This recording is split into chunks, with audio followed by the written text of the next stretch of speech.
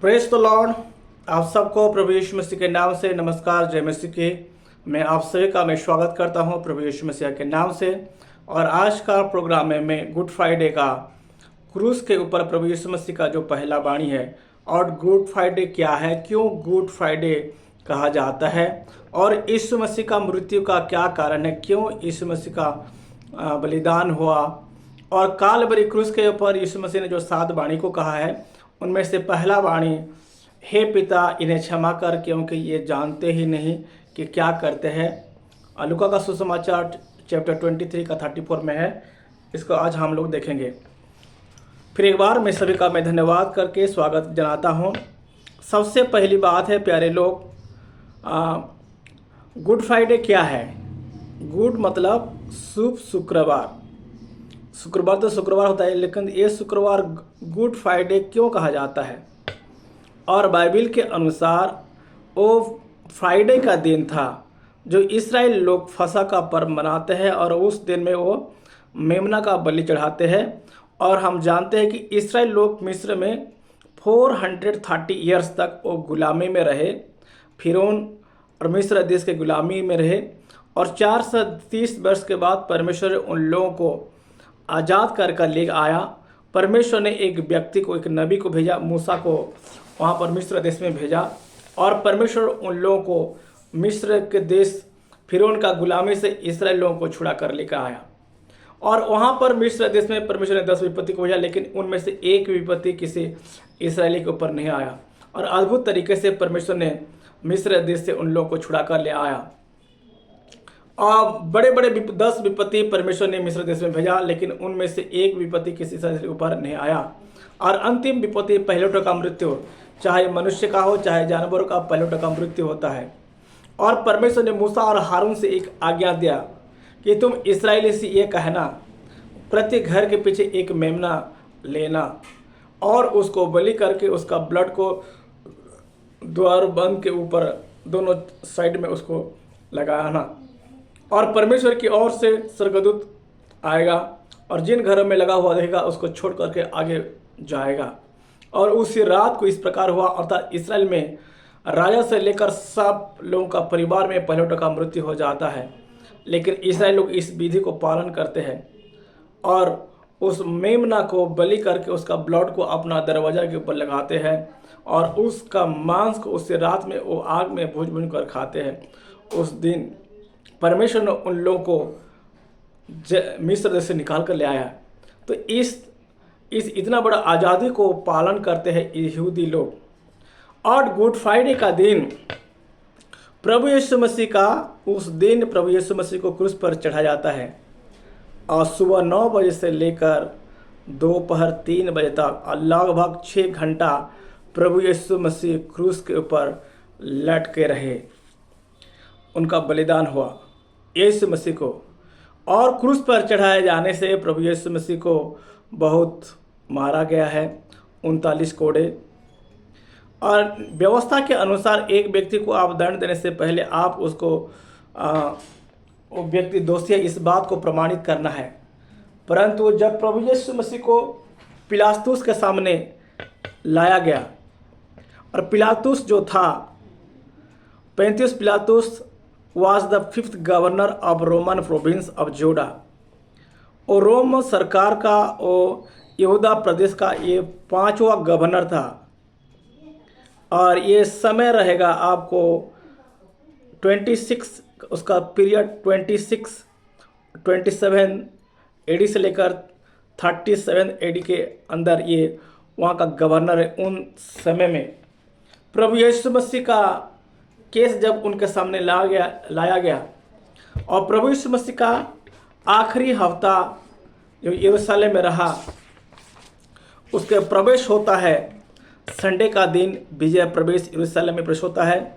और इसराइल लोग बहुत खुशी से उसको स्वागत करते हैं। होसाना, दाऊद की संतान की होसाना, जो प्रभु के नाम से आता है, उसको होसाना करके राजा के रूप में उसको स्वीकार किया। ये विजय प्रवेश संडे का दिन था। और दूसरा दिन हम देखते हैं, एक दूसरे दिन जब निकल कर जा रहा है मंदिर में, वो सामने में एक पेड़ आता, अंजीर का पेड़ को उनको श्राप देकर आगे जाता है। और मंदिर में जाकर और मंदिर का साफ करते हैं।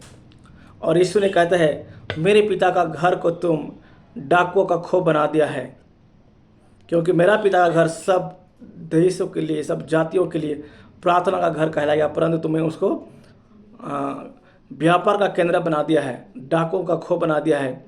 और परमेश्वर यीशु मसीह का धन्यवाद हो कि वो मंदिर के साफ करता है। इस बात को लेकर वही लोग नाराज हो जाते हैं, यहूदी शास्त्री और फरीसी नाराज हो जाते हैं। और तीसरे दिन की घटना को हम देखते हैं कि यहूदी सभा के द्वारा यीशु मसीह को चुनौती, और वही लोग सवाल पूछते हैं यीशु मसीह को, तुमने किसने ये अधिकार दिया हमें बोलने के लिए? और प्रभु यीशु मसीह उसको एक अच्छा जवाब देते हैं। अच्छा ठीक है, मैं आपको जवाब दूंगा, अगर आप मेरे बातों को जवाब देते हैं तो मैं भी आपका बात को जवाब दूंगा। और यीशु ने पूछते हैं कि यूहन्ना का बपतिस्मा कैसे हुआ था? यूहन्ना का स्वर्ग से और मनुष्य की ओर से, लेकिन उन्होंने कोई उसका जवाब नहीं दिया। अगर स्वर्ग से उसका बपतिस्मा स्वर्ग की ओर से हुआ है कहेंगे तो वो कहा कि तो फिर तुम उसका क्यों नहीं माने? और मनुष्य की ओर से कहेंगे क्योंकि बहुत सारे लोग यूहन्ना के पास आकर बपतिस्मा ले, इसीलिए भीड़ के कारण वही लोग डर के ऐसा नहीं बताया। चौथा दिन में जो हम देखते हैं यहूदा इस्करियत का प्रभु यीशु मसीह को शत्रु के हाथ में उन लोगों को सौंप दिया, उसको पकड़ने के लिए, मारने के लिए। इस बात को देखते हैं। और पाँचवां दिन को हम देखते हैं कि यूहन्ना का सुसमाचार 13 अध्याय 1 से 1 जब हम 10 पद पढ़ते हैं, प्रभु यीशु मसीह का उसका किस प्रकार अपने चेलों के साथ भोजन करते समय यीशु मसीह किस प्रकार उनका सेवा किया, चेलों को पाँव धो दिया था। अर्थात यीशु मसीह का नम्रता और दीनता को हम देखते हैं। और यीशु मसीह कहता है, जब पतरस कहता है, प्रभु मेरा पैर ही नहीं, मेरा हाथ और सिर को भी धो लीजिए, यीशु मसीह कहता है जो स्नान कर चुके हैं उसको फिर हाथ और पैर धोने की आवश्यकता होती है। और हम देखते हैं यहाँ पर प्रभु यीशु मसीह का सेवा का गुण को हम प्यारे लोग हम देखते हैं। यीशु मसीह कहता है, सो मैं जब गुरु होकर मैं तुम्हारे साथ ऐसा किया है, तुम्हें भी ऐसा करना चाहिए। और प्यारे लोग शुक्रवार का दिन रहता है, देखते हैं कि प्रभु यीशु मसीह को क्रूस पर चढ़ाया जाता है और छठवां दिन में। और शनिवार का दिन जो रहता है प्रभु यीशु मसीह को कब्र में रखा जाता है, परंतु संडे का दिन अर्ली मॉर्निंग बिहान होने से पहले प्रभु यीशु मुर्दों में से जी उठा। और आज की हम यीशु मसीह क्रूस में होते जो पहला बानी कहा है, हम एक ही पॉइंट को ऊपर आज हम लोग चर्चा करेंगे। सो प्यारे लोग, why it is called good Friday? Good Friday क्यों कहा जाता है? इस दिन को गुड फ्राइडे क्यों कहा है? गुड मतलब अच्छा शुक्रवार, पवित्र शुक्रवार क्यों कहा जाता है? प्यारे लोग, हम जानते हैं कि इस दिन प्रभु यीशु मसीह को क्रूस पर चढ़ाया गया था और यीशु मसीह का बलिदान हुआ था, यीशु मसीह को मारा गया था। उस दिन को, यीशु मसीह का जन्मदिन को हम क्रिसमस के रूप में मनाते हैं, उसको बड़ा दिन के रूप में मनाते हैं, लेकिन प्रभु यीशु मसीह का जो मृत्यु का दिन को गुड कहा जाता है। सच में ये दिन गुड है। मेरे और आपके लिए वो मरा ताकि मैं और आप सब दिन के लिए, आगे के लिए हम लोग जिंदा रहे, इसलिए वो हमारे लिए मृत्यु को सह लिया। बाइबल मृत्यु के दिन के बारे में क्या कहती है? आइए हम एक वचन को पढ़ते हैं, मैं आपके लिए पढ़ूंगा। 7 अध्याय का 9 पद में लिखा है, a good name is better than precious ointment and the day of death than the day of birth. अच्छा नाम अनमोल इत्र से और मृत्यु का दिन जन्म का दिन से उत्तम होता है। बाइबल कहती है अच्छा नाम अनमोल इत्र से और मृत्यु का दिन जन्मदिन से उत्तम है। मृत्यु का दिन को उत्तम कहा गया है, अर्थात गुड जो है, सच में यीशु में वो उत्तम दिन था। यीशु मसीह मेरे लिए, आपके लिए दुख सहा ताकि अनंत काल के लिए मुझे और आपको अनंत जीवन दे, इसीलिए उस दिन को गुड कहा गया है, गुड फ्राइडे सच में। और बाइबल कहती है अच्छा नाम अनमोल इत्र से, इत्र सुगंध देता है। अगर मैं यहाँ पर इत्र लगाता हूँ शायद एक रूम में उसका खुशबू हो सकता है, लेकिन एक अच्छा नाम का खुशबू, अगर मैं यहाँ पर उड़ीसा में हूँ तो उसका खुशबू पृथ्वी के दुनिया के छोर तक जा सकता है। और जन्मदिन को मृत्यु का दिन से उत्तम कहता है। अर्थात मृत्यु का दिन है संसार का वो दिन अंत होता है और अनंत राज्य में एक आत्मिक राज्य में इस व्यक्ति का प्रवेश होता है। और पौलुस अपनी भाषा में जब हम पढ़ते हैं फिलिपियों का पत्री उसका 1 अध्याय का 21 पद में फिलिपुस ने कहता है, मेरे लिए जीना मसीह है और मर जाना लाभ है। मैं पढ़ता हूँ आपके लिए। पौलुस कहता है, क्योंकि मेरे लिए जीवित रहना मसीह है और मर जाना लाभ है।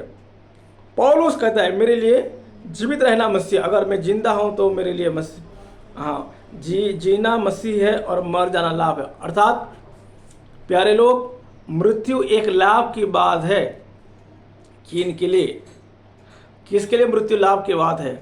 अगर एक साधारण सा मनुष्य पाप में जीता है, पाप में मरता है, पापों को क्षमा नहीं होता है, परंतु उस मृत्यु का दिन से कोई उस मृत्यु के बाद उनके लिए, जैसे इब्रानियों के पत्र में लिखा है, मनुष्य के लिए एक बार तो मृत्यु है, मृत्यु के बाद न्याय अनिवार्य है। उसके लिए तो अगर पापों को क्षमा नहीं हुआ तो पापों का दंड एक व्यक्ति को मिलेगा मृत्यु के बाद। अगर एक व्यक्ति का पापों का क्षमा हुआ है तो उस व्यक्ति को पापों का दंड नहीं मिलेगा, परंतु उसको अनंत जीवन मिलेगा। मैं एक वचन आपके लिए पढ़ूंगा, यूहन्ना का सुसमाचार, जब हम 12 अध्याय 24 पद पढ़ते हैं, एक बात वहाँ पर बहुत एक अच्छी बातों को लिखा है, गेहूं का दाना जब तक वो भूमि में नहीं गिरता है और नहीं मरता, बहुत सारे फल को ला नहीं सकता है। जॉन गॉस्पेल चैप्टर 12 वर्स 24 को मैं आप लोगों के लिए पढ़ता हूँ। वहाँ पर लिखा है, मैं तुमसे सच कहता हूँ कि जब तक गेहूं का दाना भूमि में पड़कर मर नहीं जाता वह अकेला रहता है, परंतु जब मर जाता है तो बहुत फल लाता है। क्या लिखा है? मैं तुमसे सच कहता हूँ कि जब तक गेहूं का दाना भूमि में पड़कर मर नहीं जाता वह अकेला रहता है, परंतु जब मर जाता है बहुत फल लाता है। एक कारण था प्रभु यीशु मसीह का मृत्यु को। एक गेहूं का दाना आपके हाथ में है, आपका पकड़ में है, कुछ फल ला नहीं सकता है। लेकिन जब गेहूं का दाना भूमि में गिराएंगे सड़ जाएगा, लेकिन वहाँ से एक पौधा निकलेगा और उसमें से एक बहुत सारा फल एक दिन आएगा। हालेलुया।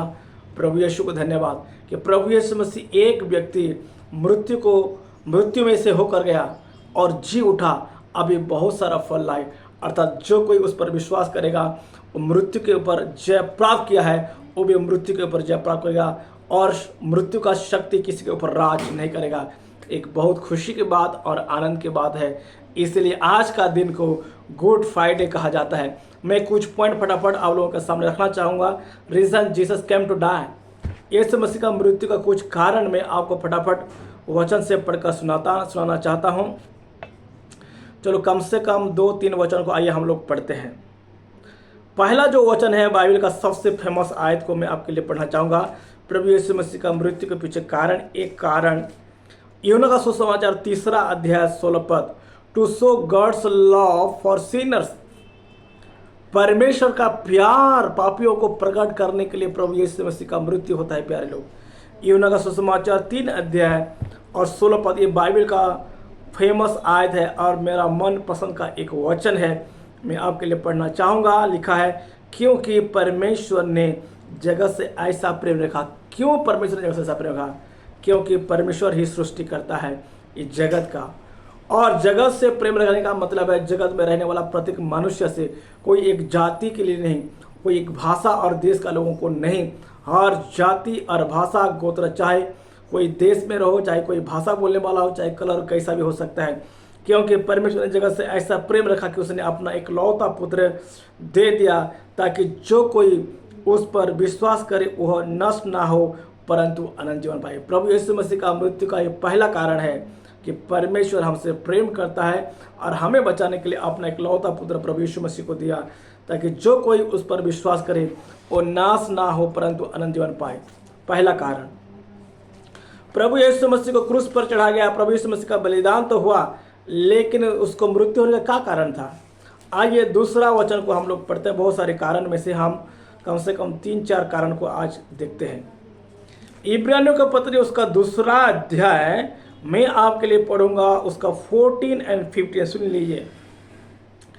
इसलिए जबकि लड़के मांस और लहू के भागी है, तो वह आप भी उनके समान उनका सहभागी हो गया प्रभु यीशु मसीह, ताकि मृत्यु के द्वारा उसे, जिससे मृत्यु पर शक्ति मिलती अर्थात शैतान को निकम्मा कर दे। प्यारे लोग, ये मृत्यु किसका होता है? मानो मेरा एक शरीर है, मेरे शरीर के अंदर आत्मा है, और मृत्यु हम कब कहते हैं? जब मेरे अंदर में रहने वाला जो आत्मा है ये शरीर को छोड़ देगा, तो बोलेंगे अभी मेरा नाम का लोगे, उसका डेड बॉडी है बोलेंगे। वो व्यक्ति है नहीं, मानो एक व्यक्ति का नाम है श्याम है, श्याम का आत्मा चला गया, तो उसको श्याम का डेड बॉडी बोलेंगे। वो श्याम सोया है कोई नहीं बोलेगा, नो, उसका डेड बॉडी है बोलते। आत्मा चला जाता है प्यारे लोग।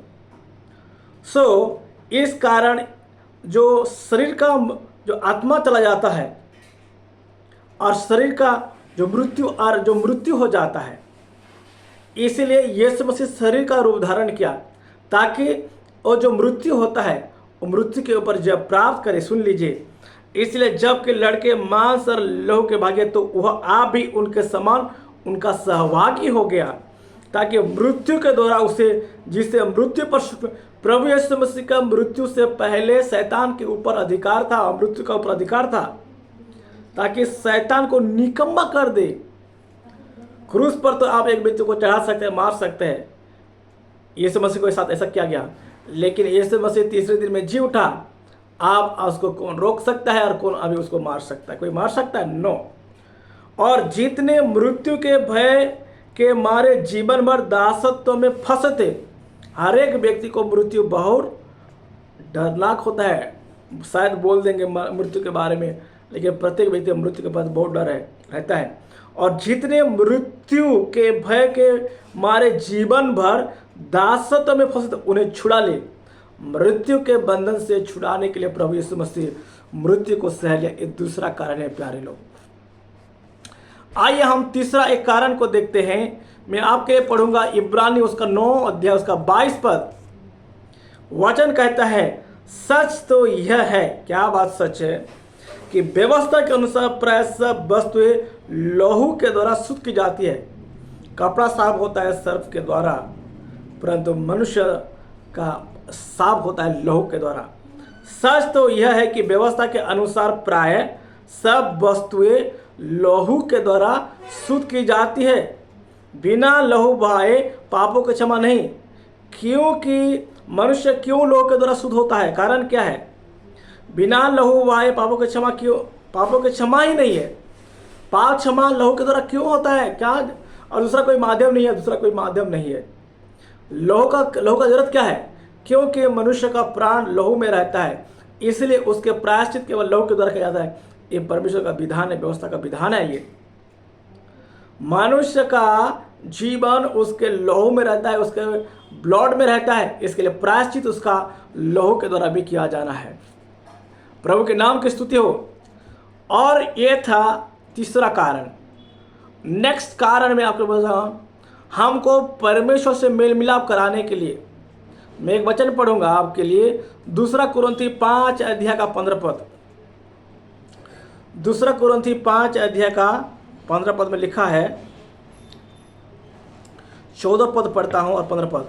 क्योंकि मसीह का प्रेम हमें विवश कर देता है, इसलिए कि हम यह समझते हैं कि जब एक सब के लिए मरा तो सब मर गए, और वह इस निमित्त सब के लिए मरा कि जो जीवित है वे आगे को अपने के लिए ना जिए, परंतु उसके लिए जो उसके लिए मरा और जी उठा। अर्थात यीशु मसीह हमारे लिए मरा ताकि हम जो जीवित है आगे हमारे लिए ना जिए। देखिए, और वह इस निमित्त सब के लिए मरा कि जो जीवित है आगे को अपने लिए ना जिए, परंतु उसके लिए, किसके लिए? जो हमारे लिए प्राण दिया है, जो उनके लिए मरा और जी भी उठा, हम उसके लिए जिए। प्यारे लोग, मैं प्रभु को मैं धन्यवाद करते हैं। आइए हम एक वचन को पढ़ते हैं, फिर आगे हम पहला वाणी को सुनेंगे। मत्ती का सुसमाचार 27 अध्याय को निकाल लेते हैं। मत्ती gospel from the book of Matthew, gospel chapter 27 27 का 24 से लेकर 27 तक, 26 को हम लोग पढ़ते हैं। चैप्टर 27 वर्ष संख्या 24। जब पिलातुस ने देखा कि कुछ बन नहीं पड़ता है परंतु इसके विपरीत हुल्लड़ मच बढ़ता जाता है तो उसने पानी लेकर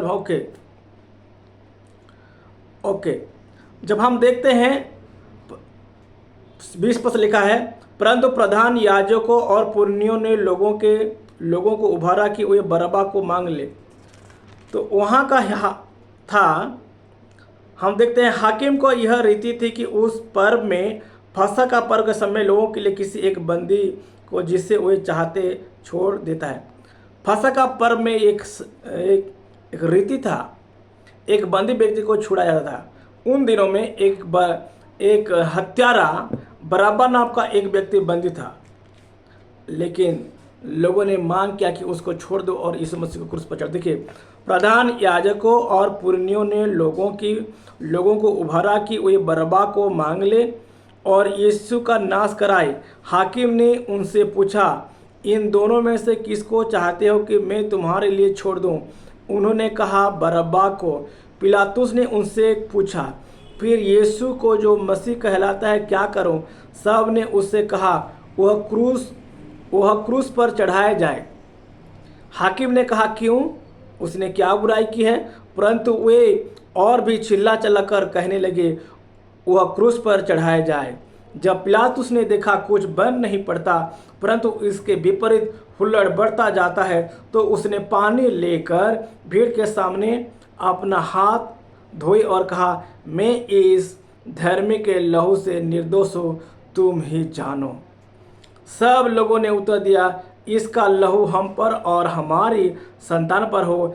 इस पर उसने बरअब्बा को उनके लिए छोड़ दिया और यीशु को कोड़े लगवा कर सौंप दिया कि क्रूस पर चढ़ा जाए। देखिए, पिलातुस जो था रोम सरकार का, यहूदा प्रदेश का वो गवर्नर था, 5वां नंबर गवर्नर था।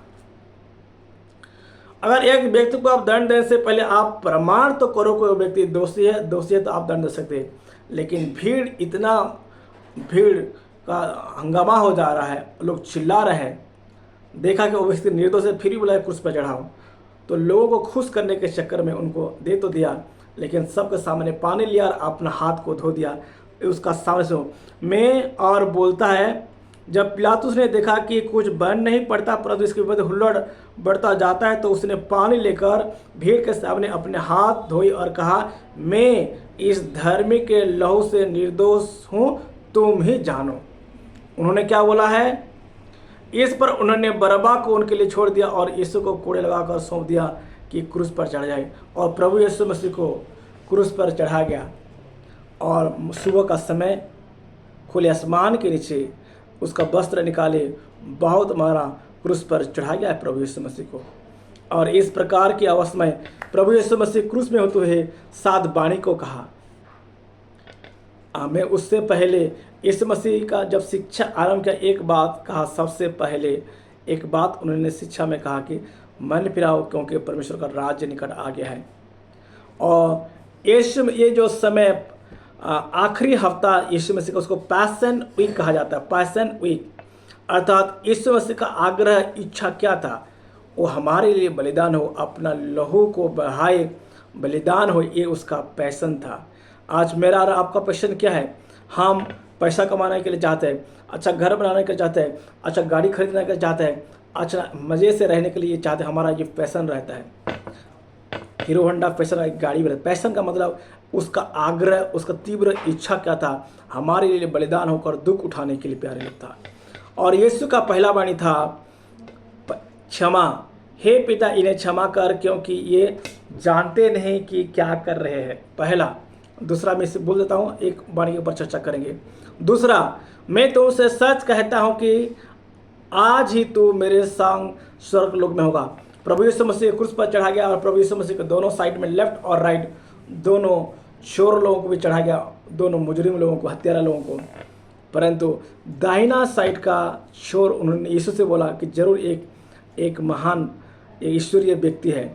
उन्होंने प्रार्थना किया कि प्रभु जब तू अपने राज्य में जाएगा आप मेरे को स्मरण कीजिए। यीशु ने उसका कहा, मैं तुमसे सच कहता हूँ कि आज ही तू मेरे संग स्वर्ग लोक में होगा। तीसरा वाणी, हे नारी देख यह तेरा पुत्र और यह तेरी माता है। यूहन्ना का सुसमाचार 19 अध्याय का 26 पद में हमको इसको मिलता है। हे नारी, और यीशु मसीह ने अपना माँ से कहा देख यह तेरा पुत्र, और यूहन्ना से कहा कि देख यह तेरी माता है। चौथा वाणी यीशु ने मत्ती 27 का 46 एली एली लामा सबक्थनी। पांचवा वाणी मैं प्यासा हूँ, क्योंकि क्रूस पर चढ़ा गया था, ब्लड निकल रहा था, यीशु मसीह का मुंह जीभ सूख जा रहा था, यीशु मसीह बोला मैं प्यासा हूँ। 5 छठवा पूरा हुआ यूहन्ना 19 का 29। और 7वां है हे पिता मैं अपनी आत्मा तेरे हाथों में सौंपता हूँ, लूका 27 का 46 आयत में आप हमको मिलेगा। वर्तमान केवल हम एक ही वाणी के ऊपर थोड़ी सी समय ध्यान देंगे प्यारे लोग। पहला जो वाणी है लूका 23 का 34, हे पिता इन्हें क्षमा कर, फादर फॉरगिव देम। प्यारे लोग, यीशु मसीह को मार रहे हैं लोग, उसको मजाक उड़ा रहे हैं, रात भर मारे हैं, उसको कोड़े लगाया है, शरीर से पूरा खून निकल रहा है, उसका चेहरा पहचानने का लायक नहीं है। इस प्रकार का अवस्था में प्रभु यीशु मसीह बोलता है हे पिता उन्हें क्षमा कर। प्यारे लोग, गलती करना तो इंसानियत है, माफ़ करना ईश्वरियत है। यीशु ने इस बात को करके दिखाया। और यीशु मसीह जब यह धरती पर रहा, यीशु मसीह ने कई सारी शिक्षा को दिया। अगर हम पढ़ते हैं मत्ती का सुसमाचार 5 अध्याय का 39 पद में, यीशु मसीह ने कहा अगर कोई तुम्हें एक गाल में थापड़ मार दे तो तुम दूसरा भी दिखा देना है। मत्ती उसका 5 अध्याय का 29, केवल उसका वचन ही नहीं था, और यीशु मसीह सच में करके दिखा दिया। यीशु मसीह 5 अध्याय उसका 43 एंड 41 मत्ती का सुसमाचार चैप्टर 5 वर्स 43 एंड 44 में यीशु मसीह कहता है अपने शत्रुओं से प्रेम करो और उसके तुम प्रार्थना करो जो तुम्हें सताते हैं। कहा सच में यीशु मसीह ने ये करके दिखा दिया। प्यारे लोग, प्रभु यीशु मसीह अपने चेलों को जब वचन सिखाया, प्रार्थना को सिखाया, यीशु ने ऐसा सिखाया जब तुम प्रार्थना करते हो तुम इस तरीके से प्रार्थना करो, हे हमारे पिता तू जो स्वर्ग में है, तेरा नाम पवित्र माना जाए, तेरा राज्य आवे, तेरी इच्छा स्वर्ग में पूरी हो, तेरी इच्छा जैसे स्वर्ग में पूरी होती है ऐसे भी इस पृथ्वी पर भी पूरा हो। आप हमें आज की दिन भर की रोटी दे। और यीशु ने सिखाया हमने जैसे अपने अपराधियों को क्षमा किया है आप भी हमारे अपराधों को क्षमा कर। प्यारे लोग, अगर हम अपने अपराधियों को अगर हम जिस प्रकार क्षमा करते हैं ऐसे यीशु मसीह भी परमेश्वर भी हमारा क्षमा करेगा। जिस जैसे हम क्षमा नहीं करते हैं ऐसे भी हमारा क्षमा नहीं होगा। अगर हम चाहते हैं कि परमेश्वर हमारा अपराध को क्षमा करे, हमारा पापों को क्षमा करे, हम भी दूसरे का पापों को क्षमा करें। अगर हम किसी के साथ हम नाराज हो गया, गुस्सा हो गया, लड़ाई हो गया, झगड़ा हो गया तो कितना समय तक रहना चाहिए। मैं आपके लिए पढ़ूंगा इफिसियों के पत्री उसका 4 अध्याय में आपके लिए पढ़ता हूँ। इफिसियों का पत्री 4 अध्याय देख लीजिए कब तक रहना चाहिए। 4 का 26 में लिखा है क्रोध तो करो पर पाप मत करो, सूर्य अस्त होने तक तुम्हारा क्रोध ना रहे और ना शैतान को अवसर दो। लिखा है क्रोध तो करो पर पाप मत करो, सूर्य अस्त होने तक तुम्हारा क्रोध ना रहे। अगर आज सुबह आप किसी से लड़ाई झगड़ा मारपीट कुछ भी हो गया, सूर्य अस्त होने से पहले उनके साथ माफ़ी मांगना चाहिए, माफ़ी देना चाहिए जाकर, नहीं तो फ़ोन मार करके माफ़ी मांगना चाहिए। ये यीशु मसीह का शिक्षा है। सच में यीशु मसीह ने करके दिखा भी दिया है लोग। आगे मैं पढ़ूंगा इफिसी 4 अध्याय का 32 वचन में लिखा है एक दूसरे पर कृपालु और करुणामय हो, और जैसे परमेश्वर ने मसीह में तुम्हारे अपराध क्षमा किए वैसे ही तुम भी एक दूसरे के अपराध क्षमा करो। ये था पहला वाणी यीशु मसीह का क्षमा का वाणी, अर्थात गुड फ्राइडे एक क्षमा का पर्व है। अर्थात अगर हम उसको पालन करते हैं, अगर हम मसीह है चाहे मसीह नहीं भी है, गैर मसीह है, हम दूसरों को माफ़ करें, दूसरों को माफ़ दें, दूसरे से माफ़ी मांगे और एक मिलमिला करें। यीशु दुनिया में आया कि हमें वो परमेश्वर ने मिलाने के लिए आया। प्रभु के नाम की स्तुति हो। सो यीशु मसीह क्रूस पर होते हुए लोगों पिता से प्रार्थना की पिता उन्हें क्षमा करो। ऐसा कौन कर सकता है? मसीह कर सकता है? नहीं, मसीह पर विश्वास करने वाले लोग भी इसको कर सकते हैं। उसका एक जीवित उदाहरण मैं आप लोगों को देना चाहूँगा। सन 1999 1999 जनवरी 23 तारीख का घटना है। हमारा उड़ीसा स्टेट का एक घटना है। ऑस्ट्रेलिया का एक मिशनरी ग्राहम स्टेन, उनके पत्नी ग्लैडिस और उनका बेटा फिलिप और तिमोथी और उसका बेटी एस्टर के साथ वहाँ पर थे। वो कोढ़ियों के बीच में सेवा करता था। लेकिन एक दिन ऐसा रहा कि हमारा भारत का लोग, बजरंग दल का एक टीम दरा सिंह की अगुवाई में उसके ऊपर आक्रमण करते हैं और ग्राहम स्टेन को और उसके दोनों बेटे फिलिप और तिमोथी को गाड़ी के अंदर पैरा डाल करके जीवित अवस्था में जिंदा उस व्यक्ति को जला देते हैं। और आप जानते हैं उसका पत्नी ग्लैडिस, जो लोग उनको हत्या किया है, जलाया, उसके बारे में क्या स्टेटमेंट दिया था। उनको क्षमा कर दिया उन्होंने। यीशु मसीह ने क्षमा कर दिया और यीशु मसीह को जानने का लोग भी क्षमा करते हैं। कई बार अगर हम किसी के साथ लड़ाई झगड़ा होता है, हम महीना भर हम किसी से बात नहीं करते हैं प्यारे लोग, परंतु इस अवसर पर आइए हम एक निर्णय लें। माता पिता से, भाई बहन, किसी पड़ोसी, किसी के साथ भी अगर हम कुछ लड़ाई झगड़ा कुछ भी बात हुआ है, हम उसे माफ़ी मांगे और माफ़ दें।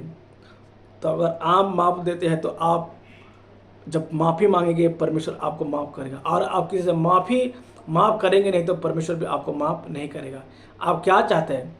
परमेश्वर से माफ़ी चाहते हैं कि नहीं चाहते? अगर चाहते हैं तो दूसरों को भी माफ़ करें। ये यीशु मसीह का शिक्षा है। और 2024 का इस गुड फ्राइडे के अवसर पर परमेश्वर मुझे और आप सबको हम समझदारी दे, बुद्धि और ज्ञान दे, ताकि हम दूसरों से माफ़ करें, माफ़ी मांगे तो परमेश्वर भी हम पर माफ़ करेगा। परमेश्वर हम सबको आशीर्वाद करे। आइए दुआ करें। सर्वशक्तिमान प्यारे पिता प्रभु यीशु मसीह के नाम से हम धन्यवाद करते हैं आपका प्रेम के लिए। आपने प्रेम किया और अपना इकलौता पुत्र प्रभु यीशु मसीह को भेजा। ये आपका प्रेम को दर्शाता है। प्रभु यीशु मसीह आपको मारा गया, आपको नंगा किया गया, मजाक किया गया। इतना मरने के बाद भी मारने लोगों के प्रति यीशु मसीह क्रूस के ऊपर होते आपने कहा, हे पिता उन्हें क्षमा कर। सच में आप उन्हें क्षमा किया है। कई बार हम क्षमा नहीं कर पाते हैं। आप हमें बल दे प्रभु, ऐसे धीरज दे प्रभु, ऐसे आपका स्वभाव और गुण दे, ताकि हम दूसरों को भी माफ़ करें। प्रभु जी, आज 2024 का जो गुड फ्राइडे है, हाँ, ये पर्व जो है माफ़ का पर्व है, दूसरों को माफ़ करने का। आप हमें दूसरों को प्रेम और माफ़ करने का आप हमें सिखा। हम आपके धन्यवाद करते हैं प्यारे पिता। हमें भी मुझे और मेरे भाई बहनों को माफ़ कर। हमारी विनती प्रार्थना सुनने के लिए धन्यवाद के साथ प्रार्थना उद्धार करता प्रभु यीशु के नाम से मांगता हूँ, आमीन। परमेश्वर का स्तुति हो। आप सब, God bless you, thank you all. परमेश्वर आप लोगों को बहुत ऐसा आशीर्वाद करे। अगर ये संदेश के द्वारा आप लोगों को आशीष मिला है तो ज़रूर ये संदेश को आप दूसरों तक भी शेयर कीजिए, फॉरवर्ड करें। आप मेरे लिए प्रार्थना कीजिएगा, मैं भी आप लोगों के लिए प्रार्थना करूँगा। और कुछ खास प्रार्थना का विषय है तो ज़रूर आप मुझसे बात कर सकते हैं। Mobile number 9668745969। God bless you. फिर एक बार हम जल्दी दूसरे की वीडियो के साथ जल्दी मुलाकात होंगे। तब तक के लिए सबको धन्यवाद। जय मसीह की। God bless you all.